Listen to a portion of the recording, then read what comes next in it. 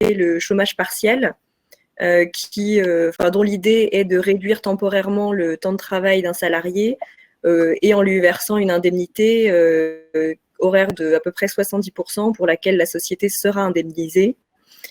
On peut aussi voir le report des charges fiscales et sociales. Toutes ces mesures sont finalement à mettre en place et à solliciter directement auprès de l'État. Ce qu'il ne faut pas oublier non plus, c'est qu'avant de présenter les dispositifs spécifiques pour le soutien de sociétés qui seraient en difficulté de trésorerie, c'est que l'activité traditionnelle de soutien à l'innovation de BPI-France continue.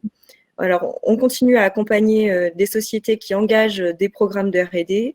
On continue aussi à accompagner des sociétés qui auraient des problématiques de financement de leur croissance. Donc ça, c'est une activité qui se poursuit et qu'on compte bien continuer, même pendant cette période un peu compliquée. Donc pour soutenir les sociétés qui font face à des tensions de trésorerie, il y a des dispositifs spécifiques qu'on va vous présenter. Donc le premier à mobiliser, c'est le prêt garanti par l'État. Qu'est-ce que c'est ? C'est un financement sur 12 mois qui est remboursable soit in fine, donc au bout des 12 mois, soit sur une période qui peut aller jusqu'à 5 ans. Il peut représenter jusqu'à 25% du chiffre d'affaires de la société ou jusqu'à 2 fois sa masse salariale, hors cotisation patronale. Lorsqu'il y a plusieurs sociétés, par exemple dans un groupe, chaque entité d'un groupe doit faire sa demande de prêt garanti par l'État. On ne fait pas de consolidation. C'est un dispositif qui est à solliciter directement auprès de la banque. Et là, je vous conseille d'orienter les sociétés que vous accompagnez directement vers leur banque principale parce que c'est celle qui les connaît le mieux et qui sera le plus à même de réagir rapidement. Un point aussi qui est important, c'est qu'il n'y a pas d'obligation pour les banques d'intervenir, mais elles ont quand même pris un engagement moral de soutien massif à l'économie via ce dispositif-là et qui est quand même garanti à 90% par l'État. Ensuite, il y a le financement en obligations convertibles que va vous présenter Natalia. Oui, parce qu'au fait, ce prêt garanti par l'État dont vient de vous parler Amélie est vraiment destiné à pallier des tensions de trésorerie qui vont se profiler à court terme. En parallèle de ça, et surtout dans le monde de la deep tech, on peut être confronté à des sociétés qui avaient prévu de faire des levées de fonds qui étaient vraiment en phase de finalisation. Et ce qu'on voit se dégager des 2 semaines d'expérience qui sont les nôtres, et avec beaucoup de modestie, c'est que ces mécanismes de levée de fonds se grippent. Et donc, pour permettre aux sociétés de pallier des tensions de trésorerie, mais à un peu plus long terme, on a mis en place un outil de bridge qui s'appelle les OC French Tech Bridge et qui pourront être mises en place dans le cadre d'une levée de fonds intermédiaire à une prochaine levée de fonds, parce que cette dernière s'est décalée, et qui aurait lieu dans les 18 mois. Donc, on est vraiment sur un outil de bridge réel parce que décalage de la levée de fonds. Ces OC auront une maturité donc de 18 mois et elles pourront être mises en place face à des apports d'investisseurs historiques ou nouveaux investisseurs aussi, à hauteur de 1 pour 1. Voilà. Ensuite, donc, on a aussi, au-delà du chômage partiel et du report des échéances fiscales et sociales, l'État se mobilise pour accélérer le remboursement du crédit impôt recherche pour les sociétés qui doivent en bénéficier au titre de 2019. Là, la nouveauté, on va dire, par rapport aux déclarations des crédits impôt recherche précédents, c'est que les sociétés peuvent d'ores et déjà faire leur demande de remboursement, donc dès maintenant, et ça sans attendre leur liasse fiscale.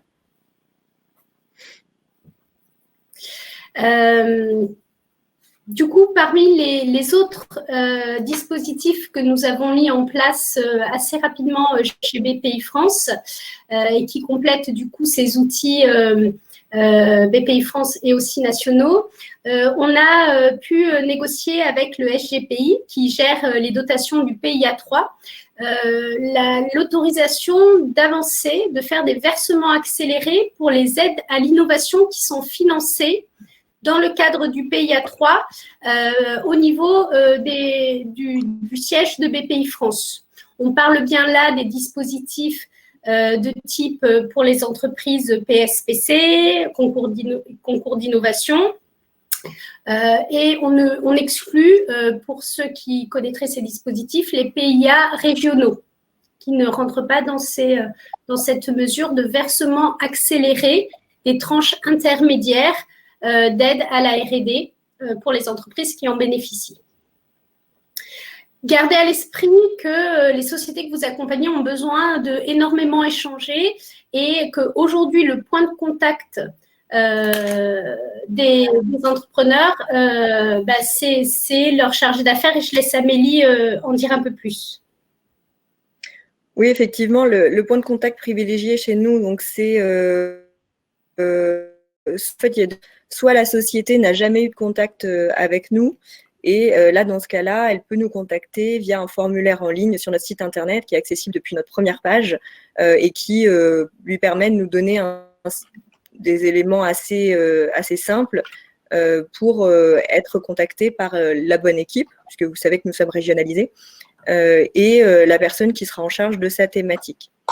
Soit la société est déjà en contact avec un chargé d'affaires chez nous, et là, dans ce cas-là, c'est effectivement à lui, c'est auprès de lui qu'il faut se reporter, puisque c'est celui qui connaît le mieux le projet et qui sera le plus à même de l'aider avec les dispositifs adaptés, ou en tout cas les meilleurs dispositifs pour la société et pour soutenir sa trésorerie. Un autre point peut-être sur ce volet-là, vous en tant que structure d'accompagnement, vous pouvez accompagner les sociétés sur les documents ou sur les éléments qu'ils doivent apporter aussi bien aux banques qu'à nous pour présenter leurs besoins de financement. Donc concrètement, finalement, quand vous contactez un chargé d'affaires BPI France ou un chargé d'affaires bancaire, ce dont nous aurons besoin dans tous les cas, c'est lorsqu'évidemment elle est disponible la dernière liasse fiscale, alors celle de 2018, celle de 2019, si elle est disponible, tant mieux, mais on sait très bien que ce ne sera pas le cas pour la plupart des sociétés.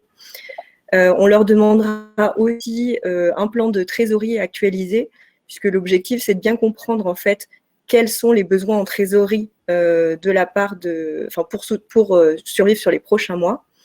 Et donc, l'objectif de ces éléments-là, c'est de bien comprendre le besoin et ensuite, pour les orienter vers les meilleurs dispositifs pour les accompagner.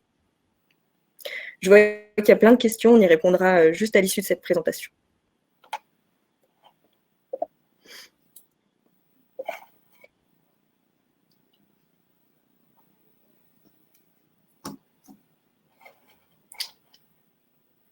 Qu'on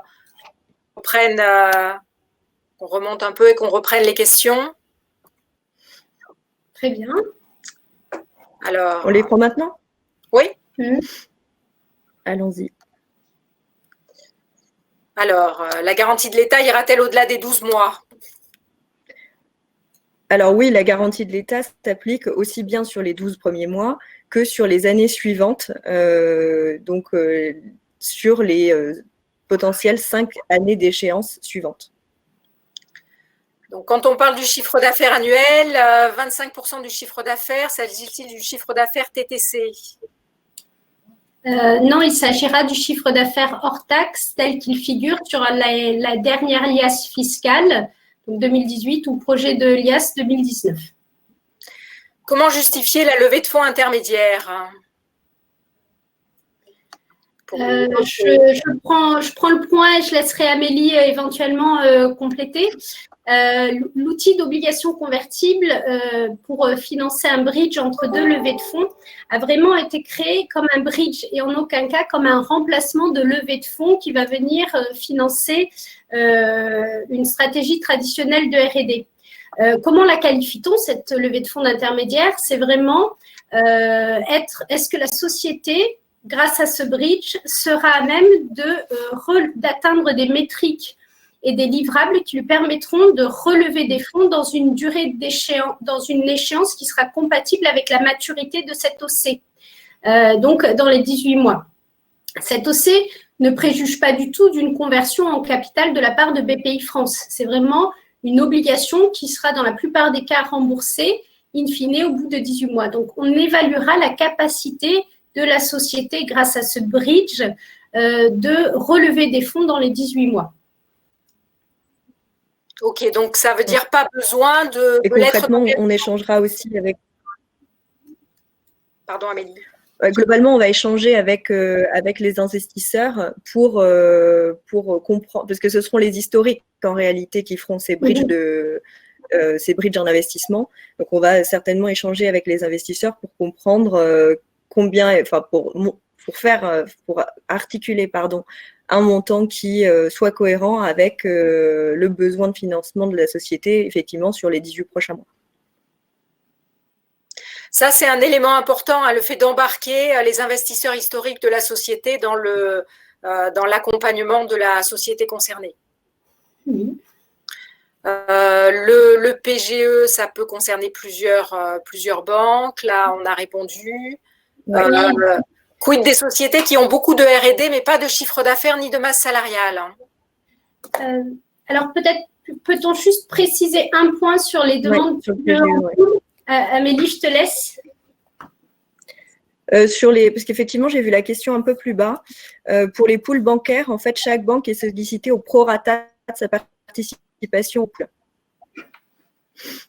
Et donc, pour les sociétés qui n'auraient pas beaucoup de R&D qui auraient beaucoup de R&D, pas de chiffre d'affaires ni de masse salariale, alors là, effectivement, on se situe dans un cas assez spécifique, mais s'ils n'ont pas beaucoup de masse salariale, ça veut dire que c'est de la prestation ou de la sous-traitance, et peut-être que les travaux peuvent être décalés un petit peu dans le temps.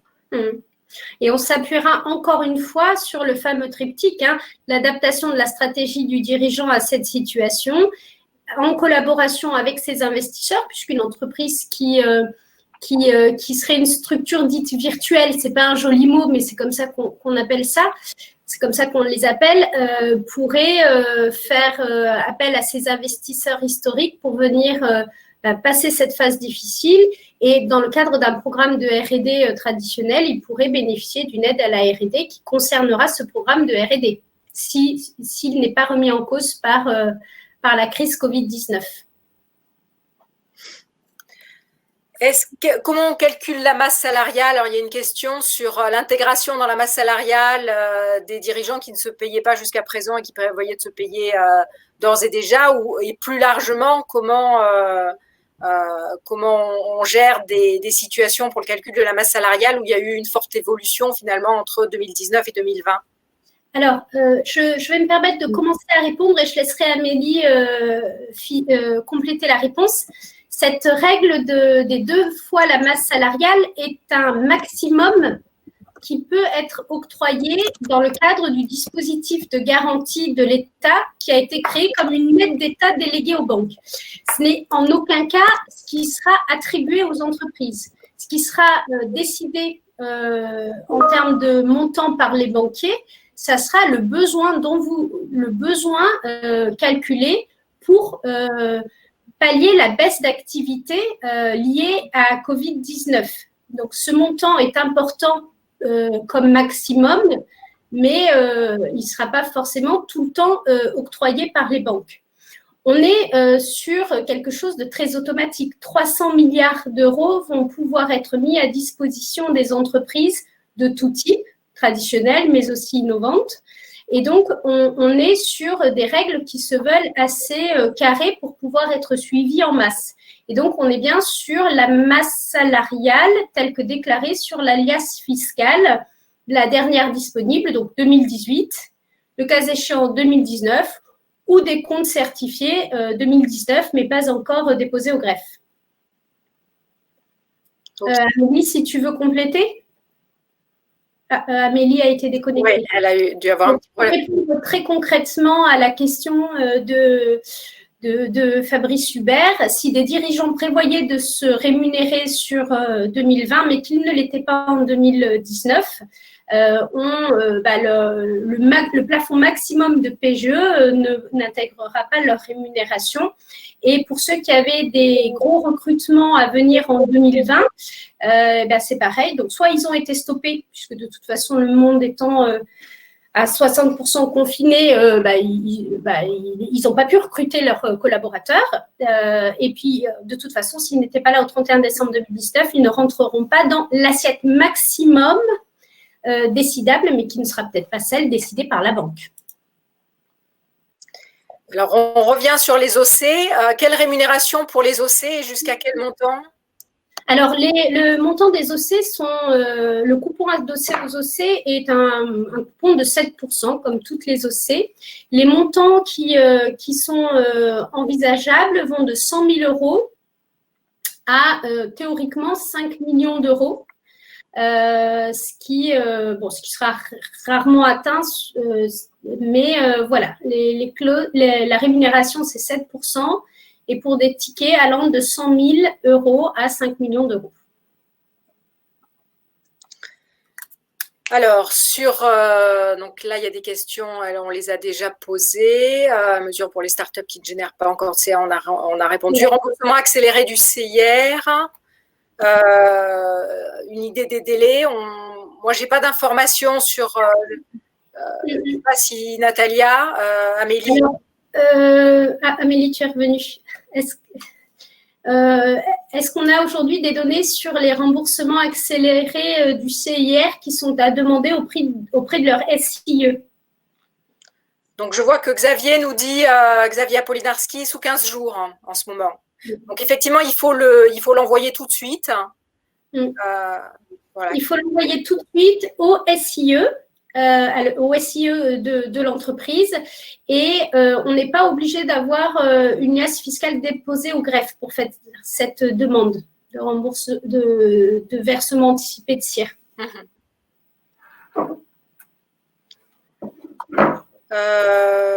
Donc sur le bridge, je pense qu'on a sur French Tech Bridge, on l'a bien décrit. Je ne sais pas s'il y a des choses complémentaires à rajouter là-dessus par rapport à tout ce qu'on a pu dire.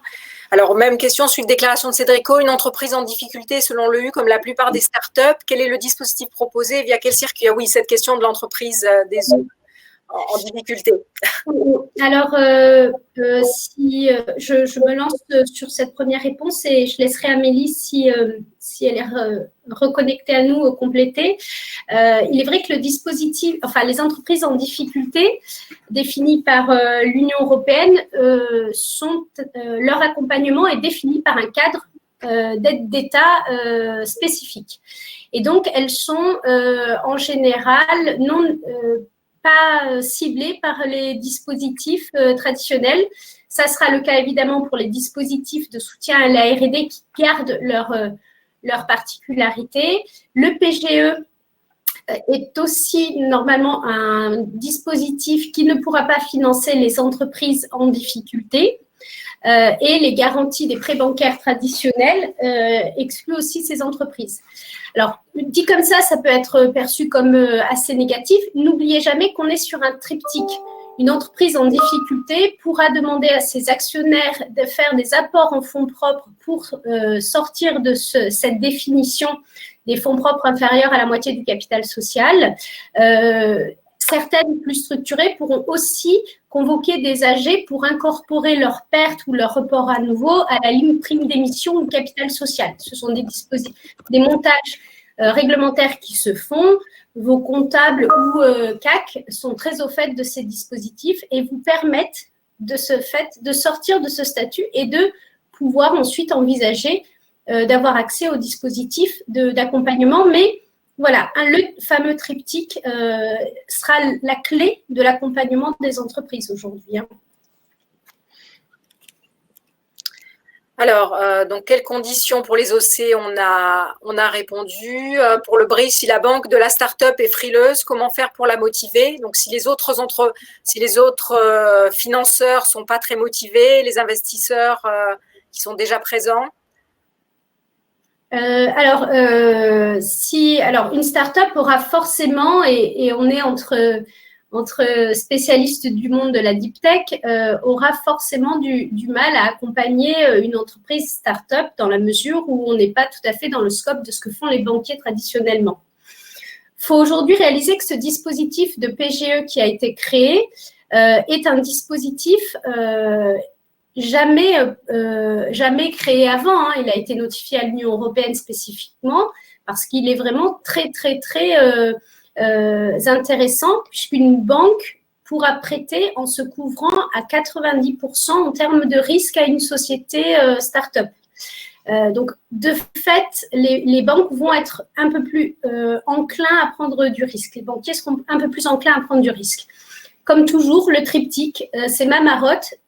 Évidemment, si une société, quelle qu'elle soit, demande à son banquier de prendre tout le risque dans cette situation inconnue et dont on ne sait pas vraiment quand est-ce qu'elle s'arrêtera, il sera plus frileux que si une société demande ce même effort à son banquier, à ses investisseurs. Et donc, c'est vraiment le partage du risque qui, aujourd'hui, va pouvoir lever les freins aux interventions de chacun des partenaires de la société. Hein. Il serait exactement inenvisageable de demander aux investisseurs de faire tout l'effort et de ne pas s'appuyer sur les banques aujourd'hui avec le PGE. Donc, c'est vraiment un partage du risque qui pourra peut-être motiver la banque à accompagner la start-up. Alors, peut-on bénéficier du French Tech, des OC French Tech Bridge pour une première levée de fonds qui prend du retard? Alors, c'est exactement pour ça que ce dispositif OC French Tech Bridge a été créé. Ce qu'il faudra, comme l'a dit tout à l'heure Amélie Maillon, c'est vraiment reboucler avec les investisseurs historiques, malgré tout, hein, parce que même si on fait une première levée de fonds, on a quand même des fonds au départ, parce que l'idée, c'est de s'adosser à une levée de fonds en 1 pour 1 avec cet outil d'OC, avec une maturité de ces OC de 18 mois. Donc, je le rappelle, il faut qu'on s'inscrive dans une stratégie de deuxième levée de fonds à 18 mois. Et en fait, c'est ça qu'on va évaluer. C'est est-ce qu'aujourd'hui, la société relèvera des fonds dans les 18 mois ou pas. Et pour compléter peut-être, désolée pour ce petit bug technique, s'il s'agit d'une toute première levée de fonds, on disait tout à l'heure, la gamme classique est mobilisable et existe toujours. Il existe des dispositifs dans la gamme innovation qui vient financer des sociétés en amont des levées de fonds. Ceci pour qu'elles soient dans des bonnes conditions pour à la fois négocier auprès des investisseurs et pour poursuivre l'activité. Donc, ce n'est pas parce qu'il s'agit d'une première levée de fonds qu'il n'y a pas de solution. Ok. Pour la réponse sur la masse salariale, c'est vraiment hors charge patronale.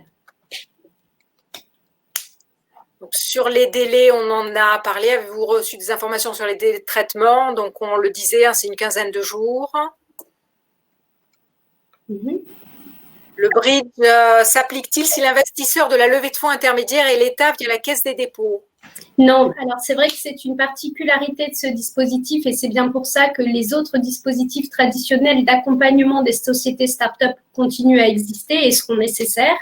Ce bridge French Tech, ces OC French Tech Bridge ne seront pas utilisables sur les participations de BPI France et ne s'adosseront pas à des levées de fonds qui sont faites avec des fonds d'origine publique, donc des fonds du PIA ou de la Caisse des dépôts et consignations. Ce sera la même chose.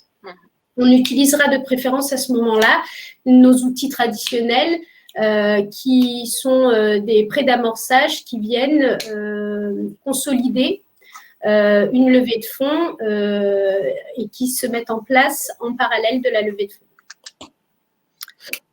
Masse salariale, comment on la calcule s'il y avait pour des sociétés créées après 2019, voire 2020? Alors, pour une société créée début 2019, effectivement, ce sera 2 fois la masse salariale. Toujours en gardant en tête que c'est un maximum. Hein. Ce sera donc maximum 2 fois la masse salariale de 2019. Pour les sociétés créées en 2020, là, ce sera du cas par cas, puisque a priori, si elle a été créée en 2020, on est sur une structure avec peut-être encore peu de coûts et peu de charges. Donc, peut-être là aussi des investissements ou des recrutements à décaler. Voilà. Et gardez bien à l'esprit, comme l'a dit Amélie, que c'est un maximum autorisé et ce n'est pas forcément ce que la banque conviendra en termes de décision. Votre rôle, à vous, membres de l'écosystème Deep Tech, c'est d'accompagner les entreprises pour estimer au mieux le besoin de trésorerie lié à cette crise Covid. Et évidemment, voilà, la banque suivra une règle qui est que ce besoin de trésorerie ne pourra pas excéder 2 fois la masse salariale de 2019, mais c'est vraiment un maximum. Le besoin de trésorerie sera probablement en deçà. Ensuite, auprès de qui faire les démarches pour le prêt de trésorerie? Donc là, c'est directement auprès de la banque principale de votre client. Ou lorsqu'il y a un pool bancaire, des différentes banques qui composent elles-mêmes le pool bancaire.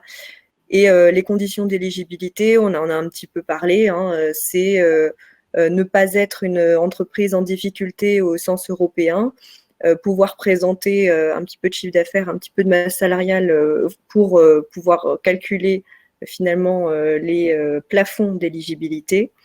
Et puis, évidemment, il faut pouvoir présenter un besoin de trésorerie qui serait lié au contexte actuel. Un besoin de trésorerie qui serait structurel et non pas conjoncturel ne pourrait pas être accompagné via ce dispositif-là. Exactement. Une question de Olivier qui demande si un dispositif pour les startups qui viennent de lancer une démarche de levée de fonds existe parce que ça ne rentre pas dans les conditions du financement des bridges OCF French Tech Bridge. C'est tout à fait exact. Donc, vous avez compris le message qu'on vous a passé. Comme l'a dit très justement tout à l'heure Amélie, les dispositifs de BPI France pour accompagner les sociétés qui font de la recherche et du développement, les sociétés innovantes, continuent à exister. Et donc, il existe un outil qui permet de pallier les tensions de trésorerie des entreprises lorsqu'elles sont en amont d'une levée de fonds pour lui permettre de finaliser ce tour et négocier dans le meilleur cas possible cette levée de fonds. Donc, ce dispositif qui s'appelle un prêt d'amorçage continue à exister et pourrait être activé le cas échéant, par exemple. Alors, est-ce qu'une question technique, Robert, est-ce que le bridge s'applique sur des BSAR dans le cas de l'arrivée d'un investisseur intermédiaire? Normalement, ça sera le cas, avec toujours cette fameuse question de stratégie de financement. Si on est sur une levée de fonds importante avec une stratégie derrière de levée de fonds à 4 ou 5 ans, l'OC French Tech Tremplin ne sera peut-être pas le bon outil, mais en théorie, oui, on peut adosser ces OC à des investissements en BSAR.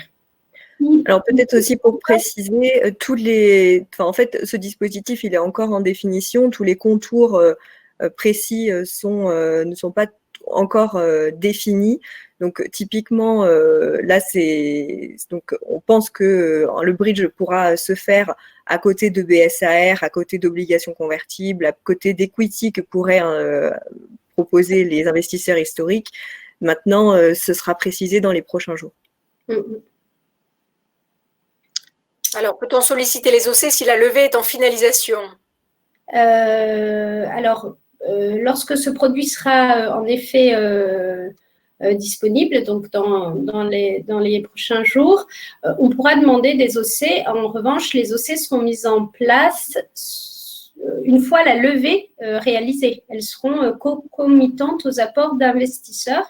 Et donc, ça sera pas on peut les demander en amont, mais elles seront mises en place et décidées une fois que la levée de fonds sera faite. Alors, je vois une question sur la réorientation d'une subvention PIA. Alors ça, il faudra vraiment contacter la personne en charge du suivi de votre aide obtenue dans le cadre du PIA, parce qu'une réorientation de programme dans le cadre des contrats liés au PIA est possible. Par contre, elle nécessite une réinstruction, une réétude pour voir si on reste dans l'épure de ce qui a été soutenu au départ. Donc, la seule chose à faire dans ce cas de figure, c'est vraiment contacter la personne en charge du suivi de votre contrat PIA. Alors, de quoi parle-t-on quand on parle du versement accéléré des aides à l'innovation? Alors, on parlait du versement accéléré des aides liées au PIA 3. Et donc, elle ne couvre pas les aides à l'innovation traditionnelles de BPI France, et notamment celles qui sont indiquées dans la question, concours iLab, bourse French Tech Émergence. Elles ne sont pas couvertes par ces mesures de versement accéléré.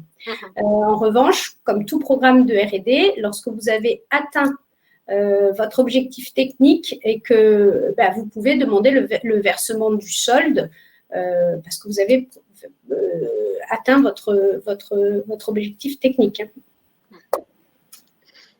Alors, il y a à nouveau une question sur la masse salariale, mais c'est Fabrice Hubert là, qui repose la question.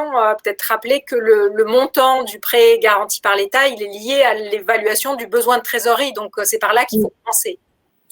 Effectivement, et puis là, dans ce cas précis, donc a priori, il s'agit de dirigeants qui ne se payaient pas jusque-là et qui souhaitent se payer à partir d'avril. Peut-être que ça relève plutôt d'un sujet innovation, je vais mettre des guillemets, classique, et donc de notre gamme de produits d'accompagnement d'un projet de R&D ou de soutien de la croissance d'une société innovante, plutôt que d'un soutien de trésorerie lié à la crise actuelle.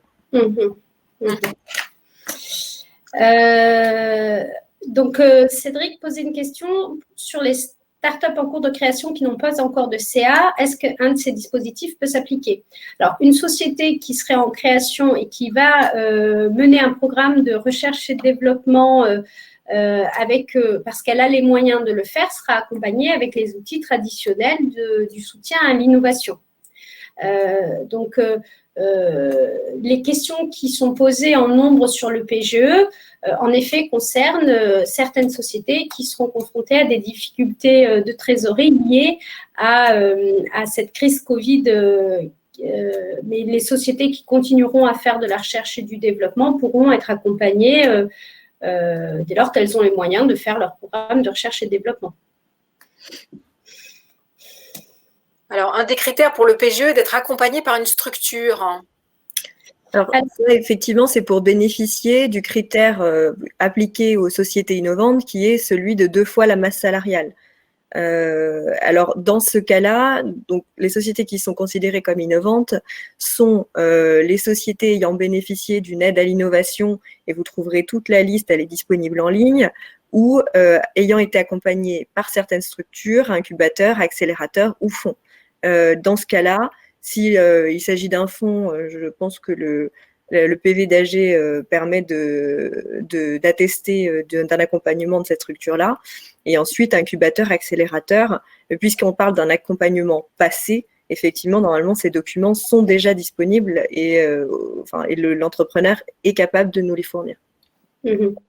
En sachant qu'on est sur des critères, que ce soit pour l'obtention d'une aide à l'innovation ou l'accompagnement par une structure spécifique dont vous trouverez les listes ou des investisseurs spécifiques au monde du capital risque, on remonte sur 5 ans. Donc, vous tous qui êtes des accompagnateurs de structures deep tech, comme le disait très justement Amélie, les sociétés auront un contrat d'aide ou un PV d'AG ou un contrat d'accompagnement des structures qui les suivent. Donc, quand est-ce que les offres French Tech Bridge seront disponibles? Dès que possible. Alors, concrètement, là, on nous évoquait une quinzaine de jours. Voilà. Le process, c'est d'avancer sur votre levée de fonds, puisqu'on s'adossera à une levée de fonds existante, avec maximum 1 pour 1, et de prendre contact avec, de demander aux entreprises que vous accompagnez de prendre contact avec BPI France dès que la levée de fonds sera structurée pour valider le fait que le dispositif peut être mis en place et que la stratégie de levée de fonds à 18 mois est cohérente. Le taux des OC, comme indiqué, est le coupon associé est de 7%. Un petit mot sur le pré-rebond. Oui, on peut effectivement présenter le pré-rebond, sachant que pour l'instant, il n'est pas encore disponible en Île-de-France. Il est disponible dans d'autres régions, mais il dépend des accords qui sont en train d'être passés avec chacune des régions. pour ce qui est de l'Île-de-France, il le sera d'ici une semaine, 15 jours. Donc, il s'agit d'un financement sur 7 ans, dont 2 ans de différé d'amortissement, qui, dans certaines régions, sera à taux zéro, sinon avec un taux bonifié, et qui viendra financer, là aussi, les sujets de trésorerie dans des sociétés qui ne seront pas nécessairement innovantes. Ce sera ouvert à tout type de structure. On sera sur des financements qui pourront aller de 10 000 euros à 300 000 euros maximum. Alors, question du délai par rapport à la mise en place des OC dans le cadre des échanges avec les investisseurs. Alors, on est vraiment là dans le continuum des outils de financement. Lorsqu'on a une levée de fonds qui a été décalée et qu'on a une stratégie backup de bridge qui est tout de suite envisageable à court terme, l'outil OC French Tech Bridge peut être un outil. En revanche, si on est en tout début de recherche de fonds et qu'on structure une levée de fonds en 2 temps avec de la création de valeur à 18 mois, les outils OC French Tech Bridge ne seront pas les outils adéquats. Si on est dans une tension de trésorerie à court terme, le meilleur dispositif à conseiller aux entreprises, c'est vraiment les PGE, parce que les banques ont cet outil qui est aujourd'hui activable et qui va prendre en charge la tension de trésorerie liée à la crise Covid, ce qui permettra à l'entreprise de structurer une levée de fonds, de trouver ses investisseurs et de, pourquoi pas, si le cas échéant c'est nécessaire, d'adosser cette levée de fonds à des OC French Tech Bridge. Donc, à chaque problématique, moment de la vie de l'entreprise, des outils différents. Alors, question de l'éligibilité en tant qu'entreprise innovante par rapport aux règles sur la masse salariale, on les a rappelées il y a 2 minutes, peut-être.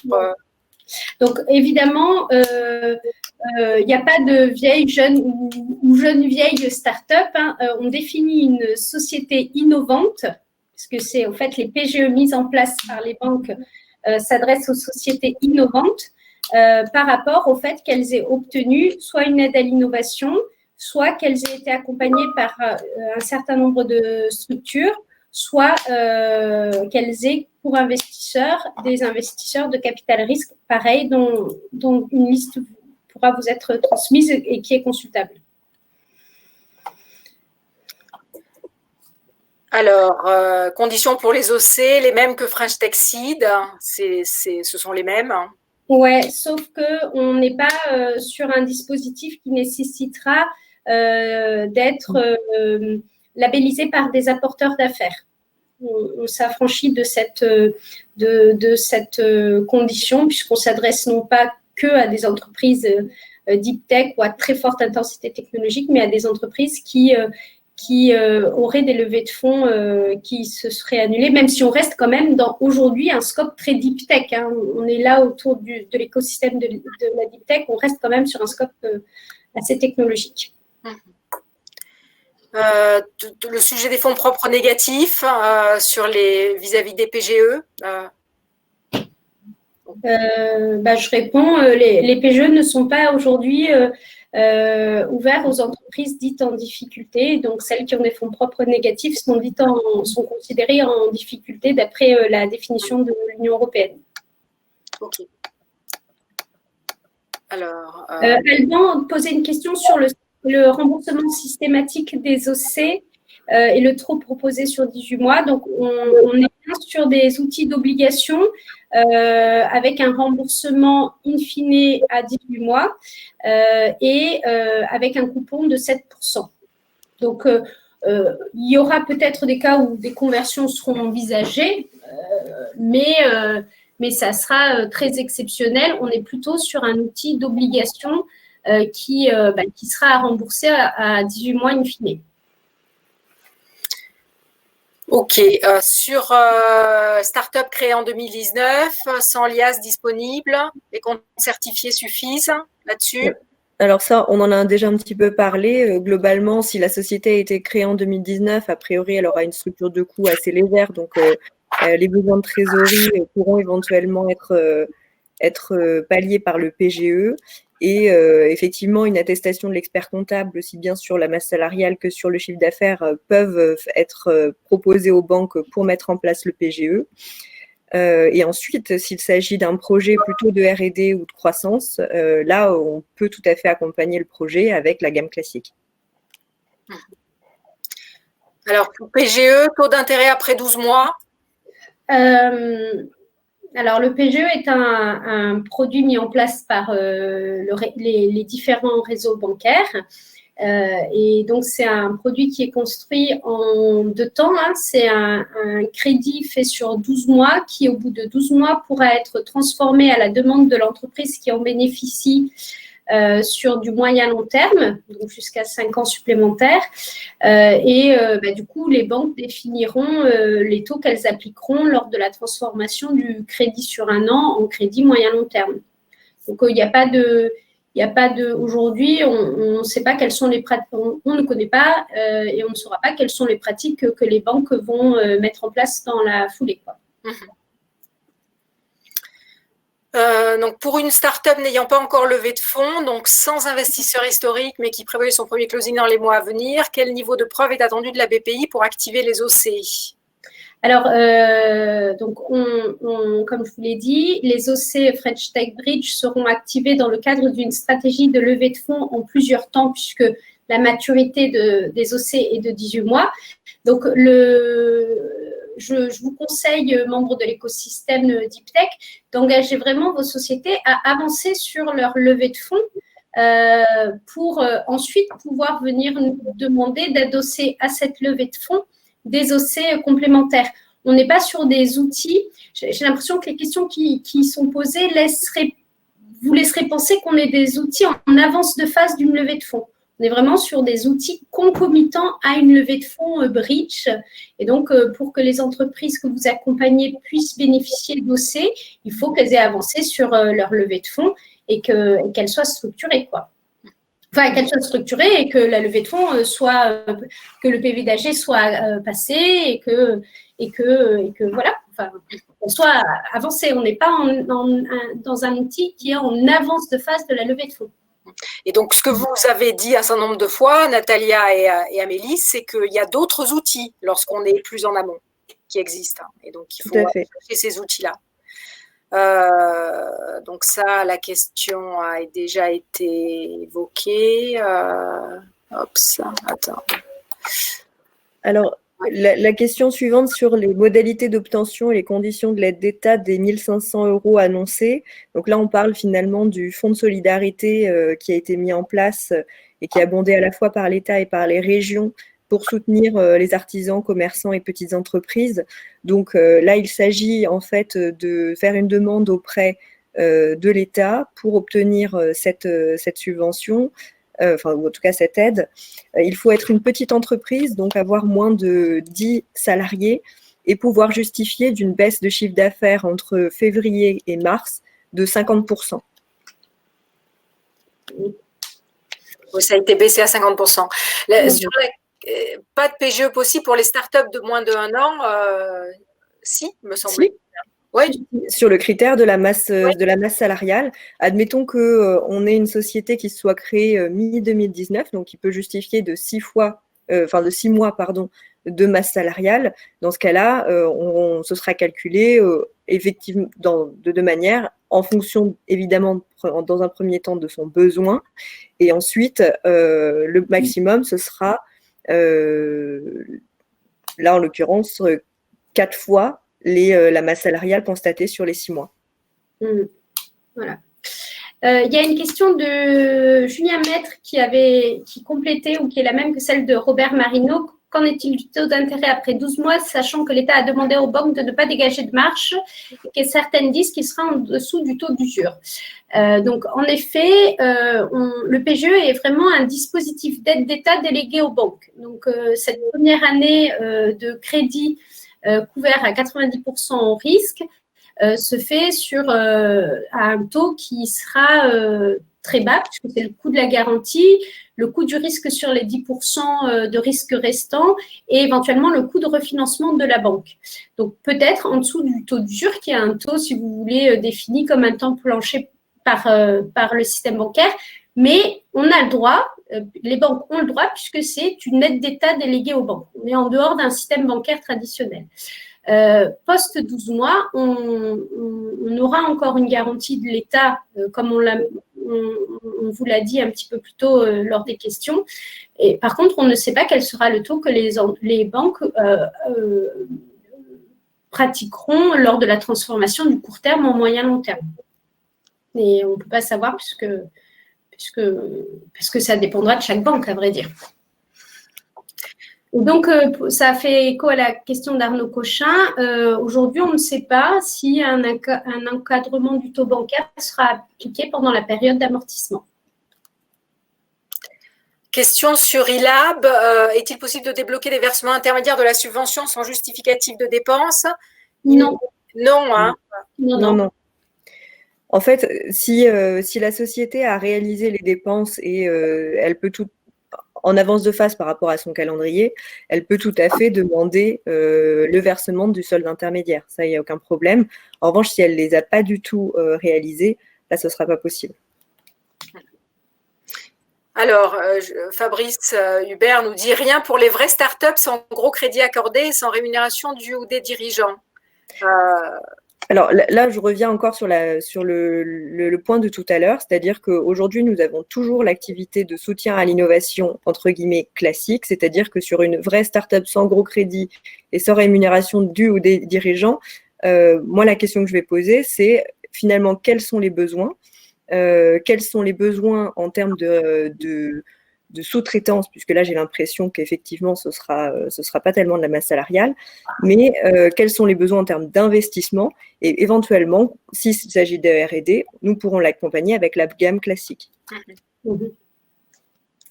Et donc, vous ne parlez pas du prêt BPI à tout pour les entreprises Deep Tech. Peut-être qu'on peut dire un mot aussi du PGE Innovation. Alors, le prêt BPI France Atout est un prêt sans garantie de BPI France qui a été lancé en avance de phase du PGE et qui a pour objectif de venir pallier les tensions de trésorerie, mais qui serait un peu plus dur à absorber que celle absorbée par le PGE. On est sur un prêt sans garantie qui sera avec 1 an différé et 5 ans d'amortissement, et donc directement, c'est du prêt moyen long terme, et il s'adresse à des entreprises qui sont moins dans la cible Deep Tech, telle qu'on l'entend aujourd'hui, qui sont des entreprises qui sont normalement capables de supporter une charge de la dette à l'issue de l'année de différé de remboursement. Donc, le prêt à tout, c'est un prêt BPI France spécifique qui est moins adapté, je dirais, aux entreprises Deep Tech que ne pourrait l'être un PGE. Ok, donc fonds propres négatifs, on en a déjà parlé, mais il y a des dispositifs pour aider, pour remettre les fonds propres en positif s'il y a des investisseurs derrière. Donc, on en a parlé. Alors, je suis descendue trop vite. On a de nouveau une question sur l'entreprise en difficulté de Martine Cabane qui nous demande si pour les entreprises en difficulté selon la définition de l'Union européenne, quels sont les dispositifs proposés et quel circuit direct. Alors, du coup, c'est vrai que bon nombre des dispositifs, quasi, je dirais la totalité, excluent de prime abord les entreprises dites en difficulté parce qu'elles ont un cadre spécifique d'accompagnement qui existe. L'important pour ces entreprises, c'est de sortir de ce statut d'entreprise dite en difficulté pour pouvoir être accompagnées sur leur programme de R&D s'ils ne sont pas mis en cause, ou sur des solutions de tension de trésorerie si elles en ont liées à la crise Covid. Et donc, on s'adossera à leurs investisseurs historiques qui vont faire un effort et puis après, elles pourront se rapprocher de leur CAC ou de leur comptable pour pouvoir incorporer une partie de leurs pertes ou de report à nouveau négatif sur la ligne près d'émission ou même procéder à une réduction du capital social si c'est nécessaire.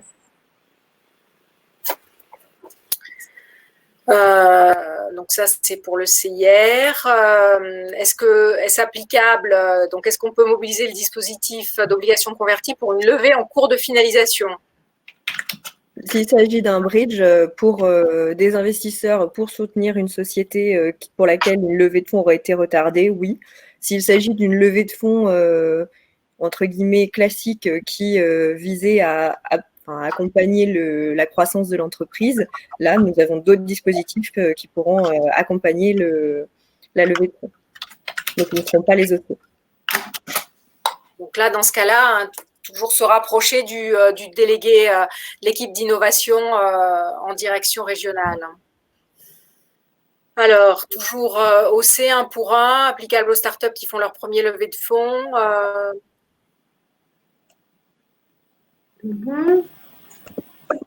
Là, Bourse French Tech Émergence avec des fonds faibles. Nous devions déposer une BFT. À cause du Covid, nous avons parti une part. Ouais, compte tenu du fait que cette bourse ferait masse des fonds propres, parce que ça veut dire que mon montant sera réduit. Alors, on est là dans le cadre d'une situation d'une entreprise deep tech qui fait de la R&D. Les accompagnements d'aide d'État à la R&D sont mis en place pour vous permettre de faire un programme de recherche et développement. Ces accompagnements n'étant pas des accompagnements à 100%, puisque ce n'est pas dans le cadre du régime d'aide à la R&D, il faut que l'entreprise ait une partie des fonds pour réaliser les dépenses de recherche et développement, et l'aide d'État va venir compléter les fonds qu'elle a en sa possession. Donc, aujourd'hui, l'aide que vous souhaitiez demander, la bourse French Tech Émergence, elle sera étudiée sur la base de votre capacité à mener un programme de recherche et développement qui est un début, une fin, un objectif technique à atteindre. Et comme on vous apportera une partie du coût de ce programme sous forme d'aide d'État, il faudra que vous ayez le pendant sous forme de ressources stables, donc vos fonds propres. Attention, il y a quand même une particularité à nos dispositifs, c'est qu'on ne descend pas sur des aides unitaires trop petites, puisque d'autres dispositifs existent pour les aides unitaires inférieures à 15 000 €. Alors, le prêt allant jusqu'à 2 fois le masse salarial, donc le PGE, peut-il être fait par BPI France directement ? Alors, oui, effectivement, le PGE côté BPI France s'appelle le prêt de soutien innovation et il est destiné à compléter une initiative qui serait effectivement prise par la banque, qui serait je m'y reprends. La société doit d'abord aller voir sa banque et de la solliciter sur un prêt garanti par l'État. Si jamais cette banque était frileuse pour compléter le besoin de financement seul, parce qu'il s'agit d'une société innovante et qu'elle a besoin d'être rassurée sur l'aspect solide de la société, tant sur le volet innovation que sur sa structure. Dans ce cas-là, nous avons effectivement un dispositif qui s'appelle le prêt de soutien innovation, qui fonctionne exactement de la même manière et qui peut s'inscrire aux côtés du prêt de trésorerie garanti par l'État. Voilà. Donc, c'est vraiment on peut mettre en place ce dispositif PSI en cofinancement d'un PGE mis en place par la banque principale, en fait, de l'entreprise. Et dans le cas qui est explicité ici, qui nous dit que vous changez de banque et que vous seriez obligé de traiter avec votre banque en 2019, là, il s'agit d'un cas très spécifique dont je pense qu'il faut expliciter la situation auprès du chargé d'affaires innovation qui regardera si effectivement le cofinancement dans ce cas était obligatoire ou non. Pour les BFTE, est-il possible de débloquer une deuxième tranche de la bourse, donc 30% pour les travaux déjà réalisés? En fait, pour les BFTE émergence, à ce jour, on sera obligé de suivre les tranches, entre guillemets, identifiées dans les contrats d'aide que vous avez signés, à savoir que si jamais il y a une tranche intermédiaire qui est prévue, ou le solde, le cas échéant, vous pourrez l'avancer si les dépenses ont déjà été réalisées. Mais on ne pourra pas faire de versement non prévu. voilà, on ne pourra pas créer une étape intermédiaire pour vous verser une partie de l'aide. Je ne sais pas si c'est très clair, mais… C'est clair. Toujours le dispositif French Tech Bridge. Donc BSAR, on avait déjà répondu, c'est oui.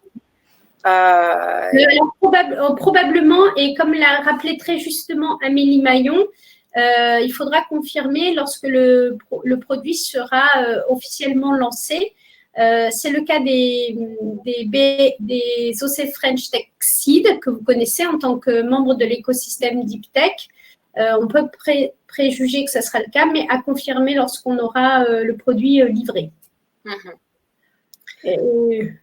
Et le dispositif OC est-il mobilisable pour une première levée de fonds? A priori, non, ce n'est pas le dispositif à mobiliser, mais il y en a d'autres.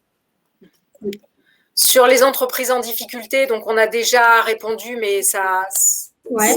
C'est un sujet qui mobilise pas mal. Donc peut-être rappeler, c'est à quelle date, enfin. Alors, je me lance, Amélie, tu compléteras si tu veux.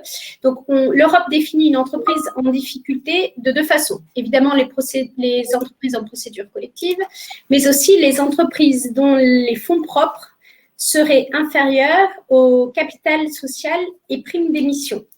Donc, pour ceux qui sont un peu versés dans la finance, dans le haut de bilan en annexe 3, on a en haut donc les fonds propres. Les fonds propres sont composés du capital social, des primes d'émission, des réserves, du report à nouveau et du résultat de l'année précédente. Tout ça, ça fait les fonds propres.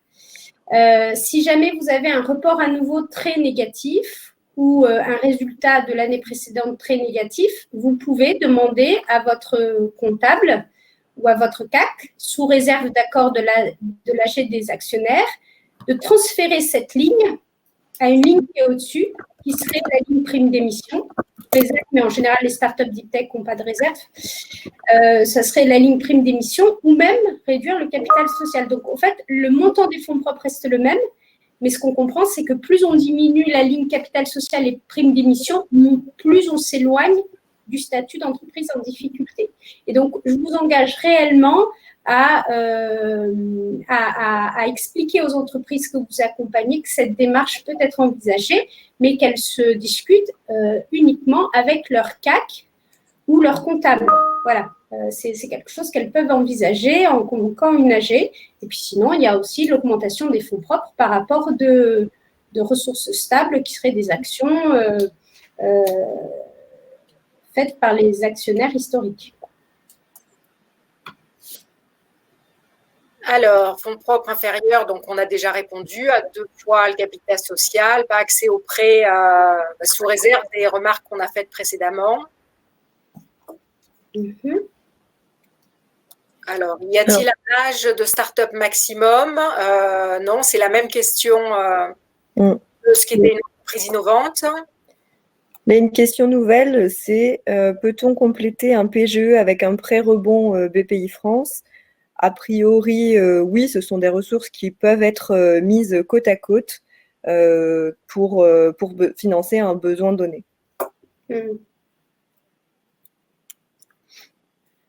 Alors, est-il possible de percevoir le pourcentage restant d'une avance remboursable avant la fin du programme? Alors, si on entend avant la fin du programme par avant la date prévue de la fin du programme, oui, si vous avez atteint votre objectif technique et que votre programme a été plus court que prévu, vous pouvez déclarer la fin de votre programme et recevoir le solde de l'aide. Par contre, si votre objectif technique n'a pas été atteint, vous ne pourrez pas déclarer la fin du programme et recevoir le solde de votre aide. Ok, donc sur le capital social et la façon dont on peut afficher les fonds propres de façon un peu différente, on a répondu, je pense. Le calcul du statut d'entreprise en difficulté ne s'applique aux entreprises de plus de 3 ans. Exactement. Oui. Yannick a tout à fait raison. Quid des conditions de fonds propres? La plupart, on a déjà répondu à ça. Le PGE sera-t-il considéré comme une aide publique et à déduire des fonds propres pour d'autres concours? Là, c'est une bonne question. Là, pour l'instant, moi, j'ai pas la réponse. On pourra là toutes les questions ou les réponses, auxquelles on n'aurait pas apporté de réponse, on vous répondra post webinaire et je pense que celle-ci en fera partie. Il y aura d'autres webinaires qui suivront celui-ci et on pourra on se fera une joie de leur transmettre la réponse dès qu'on l'aura. Ok. Peut-on compléter un PGE avec un prêt rebond BPI ou un prêt à tout?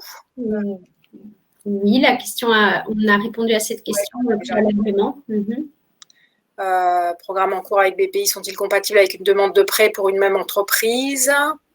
Oui, on peut envisager qu'une entreprise ait initié un programme de R&D qui soit aujourd'hui en étude chez BPI France et que, évidemment, la crise Covid vienne perturber sa stratégie de financement et elle pourrait, si son plan de trésorerie est cohérent, bénéficier d'une intervention pour pallier sa tension de trésorerie à très court terme et d'une aide à la R&D si son programme est maintenu.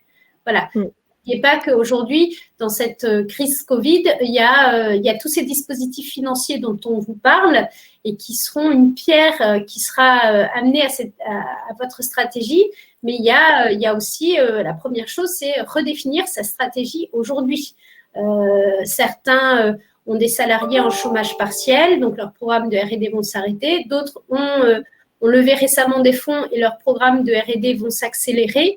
Donc, à chaque entreprise, sa nouvelle stratégie, ses nouveaux besoins financiers et le cas échéant, les outils existants ou nouvellement développés pour faire face à cette crise seront mis en place en partenariat avec les autres financeurs de l'entreprise.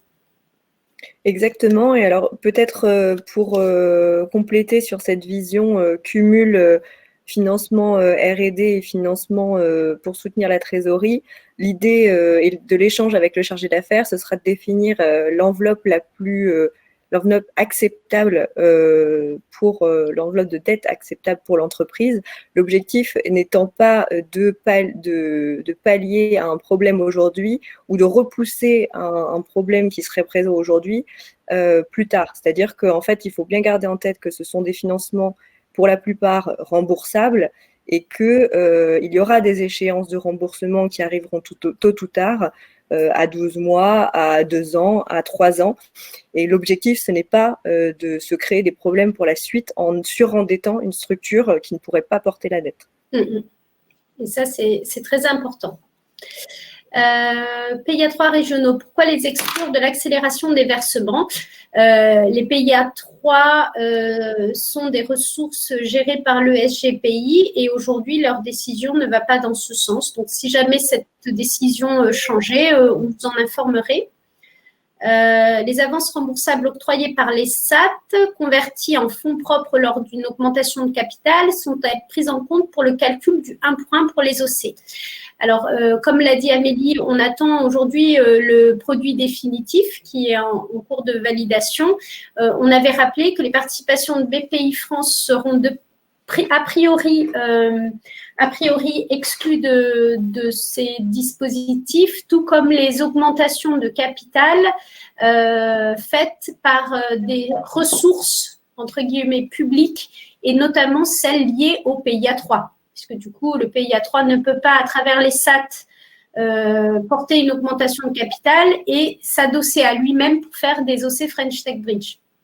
Donc, ce cas-là serait a priori pas possible, mais à confirmer lorsque le produit sera sorti et les entreprises pourront se renseigner directement auprès de nous.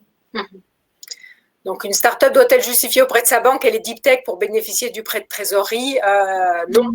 Non, elle doit juste être innovante ou avoir une activité économique et avoir du chiffre d'affaires qui lui permet d'avoir un prêt de trésorerie PGE, non pas lié à la masse salariale, mais à 3 mois de chiffre d'affaires. Prêt à tout et rebond, on en a parlé. Les dispositifs standards de BPI France continuent, oui. Oui, on essaie de tenir les timings usuels dans le traitement des demandes existantes. Après, bon, comme on est tous dans le même cas, hein, aujourd'hui, on est sur des charges de travail assez lourdes. Évidemment, rien à voir avec un entrepreneur qui aurait à assurer la survie de sa société et le paiement des salaires de ses collaborateurs. Hein. On est loin de cette charge et ce stress. Mais oui, voilà, on a des journées bien chargées et on essaie de tenir les timings habituels. Et c'est pour ça un grand merci à Natalia et à Amélie d'être avec nous cet après-midi parce que par ailleurs, l'instruction des dossiers est très, très prenante. Et si je peux me permettre de compléter, et je laisserai Amélie en dire un mot puisque ça fait écho à ce qu'elle a dit un petit peu plus tôt. Aujourd'hui, membre de l'écosystème Deep Tech et structure d'accompagnement des sociétés start-up très innovantes, votre rôle, c'est vraiment de permettre aux sociétés d'être efficaces, de les aider à revoir leur stratégie, de les aider à revoir un plan de trésorerie, de revoir leur business plan, parce qu'au final, dans ce monde où le temps devient très important, finalement, aller voir un banquier avec un besoin de trésorerie bien défini, avec la liste de toutes les mesures activables par l'État déjà lancées, avec le versement du CIR par anticipation demandée. En fait, tout ça, c'est du temps gagné dans l'échange que vous aurez avec vos banquiers et avec les chargés d'affaires innovation. Tout ce travail, c'est du temps gagné pour permettre aux entreprises de ne pas tomber. Donc, votre rôle aujourd'hui, c'est vraiment de les accompagner dans cette nouvelle stratégie, à définir ces plans de trésor à reconstruire, ces actions à activer pour que, en fait, on soit le plus efficace possible tous ensemble, quoi. Alors, il y a une question sur la possibilité de cumuler des aides R&D et puis des aides de trésorerie. Oui, évidemment. Est-ce que les prestataires peuvent être comptés dans la masse salariale? Non. Enfin, s'ils sont prestataires, si la réponse est non. Quelle aide relevant du PIA 3? Alors, lesquelles sont accélérées? Lesquelles aides du PIA 3 sont accélérées? Alors, aujourd'hui, on peut d'ores et déjà vous parler des PSPC, des concours innovation. Je pense, je laisse la parole à Pascal, les SIA ou tout ce qui est dispositif de financement des écosystèmes Deep Tech, je ne sais pas ça. Alors, ça touche pas directement, on touche pas directement les startups, ce sont pas des aides directes aux startups, ce sont des aides aux structures intermédiaires. On va faire on va accélérer les versements, mais on n'a pas prévu de verser des tranches complémentaires, enfin de verser le solde. Quels sont les types d'investissements privés qui peuvent être pris en compte dans un bridge? Donc, je suppose qu'on parle des OC French Tech Bridge, puisque il y a d'autres bridges qui peuvent être envisagés. Donc, au fait, aujourd'hui, on ne sait pas encore, le produit n'étant pas stabilisé, quels sont les types de fonds propres ou quasi-fonds propres auxquels on pourra adosser cet outil. Et pareil, les prochains webinaires répondront à cette question. Alors, Cédrico a dit que BPI aidera les entreprises innovantes, même si pas éligibles au PGE au sens Europe. C'est pour ça qu'on a toute une gamme, et je répète ce qu'a dit Amélie et Natalia, la gamme préexistante continue d'exister pour adresser des cas particuliers. Puisque le PGE adresse les besoins de trésorerie liés à la crise Covid, mais les entreprises innovantes continueront pour certaines leur programme de R&D et ces dispositifs continueront à être activés. Je pense que cette question avait pour objectif de traiter le point des entreprises en difficulté. Les entreprises en difficulté devront sortir de ce statut soit par des apports de fonds propres, si elles le peuvent, soit par un PV d'AG qui décidera d'incorporer une partie du report à nouveau de leur perte à leur prime d'émission ou capital social. Enfin, voilà ce qu'on peut vous conseiller de dire aux entreprises. Alors, sur l'histoire du CIR, est-ce qu'on peut déclarer le CIR avant l'alias fiscal? Est-ce qu'il y a eu un décret Alors, c'est directement disponible sur le site du ministère, donc je vous invite à regarder leur déclaration. Je vois une question sur comment nous contacter finalement. J'ai perdu. Est-ce qu'il existe un lien spécifique, mail ou autre, pour obtenir un suivi? Là, c'est directement sur notre site internet. Donc, soit vous avez un sujet de trésorerie qui est lié à la crise actuelle, et donc là, vous avez un formulaire spécifique Covid-19. Donc là, c'est celui qu'il faut remplir. Soit vous avez un projet de R&D ou de croissance liée à une société innovante. Et donc, dans ce cas-là, vous allez sur contact.bpifrance.fr, vous sélectionnez « Je suis porteur de projet innovant » et vous nous donnez les quelques informations dont on a besoin pour vous recontacter. J'ai une question d'un accompagnateur qui dit que ces TVT Innovation n'est pas renseigné dans la liste dont vous parlez. Alors, qu'est-ce qui fait que certains accompagnateurs sont identifiés ou non? C'est une question, moi, à laquelle je ne sais pas répondre. C'est une liste qui a été établie par l'État. Donc là, nous, on est dépendant de ce qui nous a été descendu. Si vous voulez être référencé, dans ce cas-là, il faut s'adresser au ministère. Après, l'entreprise peut être innovante parce que je suppose que TVT Innovation, si vous accompagnez cette entreprise, il est peu probable qu'elle n'ait pas déjà bénéficié d'une BFT au moment de sa création ou d'une aide à la faisabilité. Elle peut aussi adosser, la banque peut adosser son intervention PGE boîte innovante sur la base de la perception d'une aide à l'innovation, dont la liste est aussi disponible en ligne. Donc, peut-être peut-elle envisager cette solution. Le prêt à tout, comme indiqué précédemment, est un prêt sans garantie de BPI-France qui est différent, qui est construit de façon structurelle différemment du PGE et qui s'adresse à des entreprises qui seront capables de porter une charge de la dette à l'issue de l'année de différé de remboursement. Mais en effet, c'est un outil de financement ouvert aux entreprises. Alors, peu probablement aux entreprises deep tech, mais qui est ouvert aux entreprises qui ont une activité économique déjà existante. Quoi. Est-ce qu'il y a quelque part une visibilité sur la situation des pré-rebonds par région? Alors, quasiment toutes les régions, à ma connaissance, presque toutes les régions ont inscrit ce prêt dans leur stratégie d'accompagnement des entreprises durant cette crise Covid-19. Il reste quelques régions qui sont en phase de négociation et probablement une région Nouvelle-Aquitaine qui est un petit peu plus amont dans ses réflexions. Et là encore, pour avoir les informations les plus actualisées, on conseille à ce que les sociétés que vous accompagnez contactent directement leurs chargés d'affaires qui seront au courant des stratégies établies dans leur région. Exactement. Donc, pour les entreprises accompagnées par la SAT ou de la labellisation JEI, oui, c'est suffisant pour être entreprise innovante. JEI, pour moi, non. Et ensuite, les SAT, j'imagine.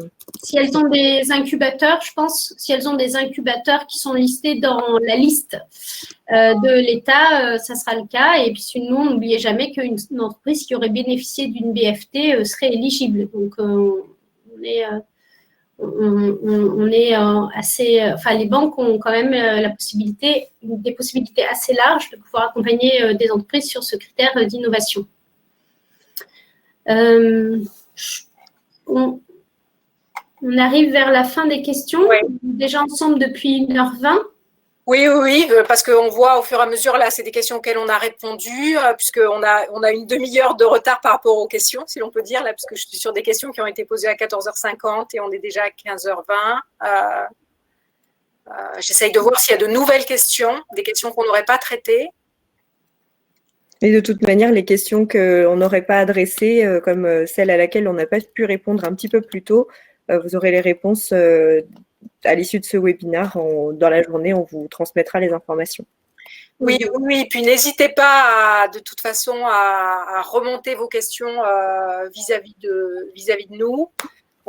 Et on les traitera au fur et à mesure et on vous apportera des réponses, on ira chercher les réponses et on vous les renverra. De toute façon, on va organiser de nouveaux webinaires. Hein. L'idée, c'est de mettre en place un dispositif de webinaire récurrent vis-à-vis de vous pour à la fois répondre à vos questions et puis vous faire partager les dernières actualités, puisque les dispositifs se mettent en place au fur et à mesure et puis on apprend en marchant dans cette période un petit peu difficile. Donc l'important, c'est d'échanger. On vous a mis aussi des éléments d'information sur un site qu'on a mis en place, qui a été mis en place par le Hub chez nous, hein, qui travaille avec les startups, l'ensemble des startups, et qui a compilé tout un tas d'informations sur comment gérer, comment faire face aux problèmes de trésorerie pendant cette période de Covid-19. On vous a remis un site aussi de la plateforme interactive sur les mesures mises en place par l'État. Vous avez aussi la possibilité d'interagir avec nous via l'annuaire des accompagnateurs Deep Tech qu'on a mis en place. Vous avez le site. Et puis, voilà. Vous avez deux petites informations rapides qui sont que pour l'appel à projet SIA, la seconde vague, on la lancera en juin, probablement après la sortie du confinement. Et puis pour le concours IPHD, on le lancera en juillet. Voilà. Je vous propose que nous arrêtions ce webinaire. Vous pourrez le retrouver en replay. Et puis, on va vous envoyer un questionnaire de façon à ce que vous puissiez nous faire un retour sur les éléments d'amélioration ou les besoins que vous avez par rapport aux suivants qu'on mettra en place. Bon courage et puis bonne fin d'après-midi à tous. Bonne fin d'après-midi à tous. Merci. Bonne fin d'après-midi. Au revoir. Au revoir.